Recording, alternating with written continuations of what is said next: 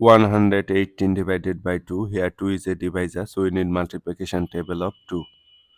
2 times 0, 0, 2 times 1, 2, 2 times 2, 4, 2 times 3, 6, 2 times 4, 8. To find out the multiplication table of 2, just add 2 with the previous step. 0 plus 2, 2, 2 plus 2, 4, 4 plus 2, 6, 6 plus 2, 8, 8 plus 2, 10, 10 plus 2, 12. This process will continue. 2 goes into this current dividend 1 how many times? 0 times, as a current dividend 1 is less than 2, so 0 times 2 is gives you 0. Subtract 1, bring down the next digit. So now your current dividend is 11. 2 goes into 11 how many times? 6 times 12, which is greater, so 5 times. 5 times 2, 5 times 2, which gives you 10.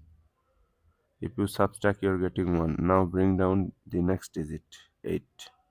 Now your current dividend is 18. 2 goes into 18 how many times? 2 goes into 18 9 times, right? 9 times 2, 18. Subtract 0. As your remainder is 0 and there is no digit in the dividend, so we can say that 059 means 59 is our answer.